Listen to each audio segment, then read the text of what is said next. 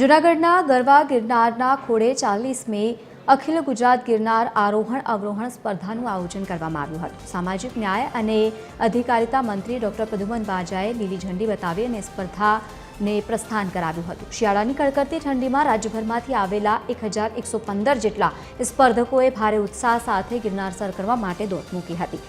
રમતગમત વિભાગ અને જિલ્લા વહીવટી તંત્ર દ્વારા આયોજિત આ સ્પર્ધામાં 513 સિનિયર ભાઈઓ અને સાથે જ 278 જુનિયર ભાઈઓ તથા 324 બહેનોએ ભાગ લીધો હતો। વર્ષ 1971થી શરૂ થયેલી આ ઐતિહાસિક પરંપરામાં વિજેતા થનાર ખેલાડીઓને પ્રોત્સાહક ઇનામો આપી અને સન્માનિત કરવામાં આવે છે। આ પ્રસંગે કલેક્ટર અને મહાનગરપાલિકાના હોદ્દેદારો પણ ઉપસ્થિત રહ્યા હતા।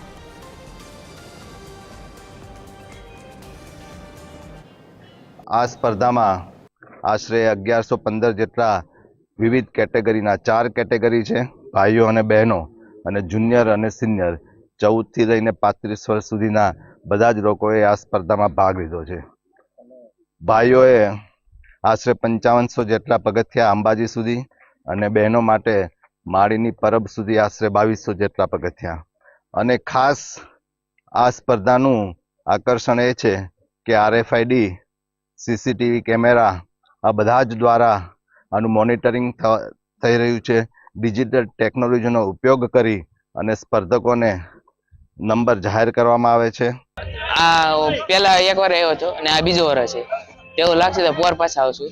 સડાનમાં અમને તો બહુ મજા આવે છે। કઠિન સ્પર્ધામાં તો જો તમે સડાન ઉતરમાં બહુ જેને અનુભવ હોય એને તો ખબર જ હોય, અને જેને પ્રેક્ટિસ કરી હોય એને વાંધો ન આવે।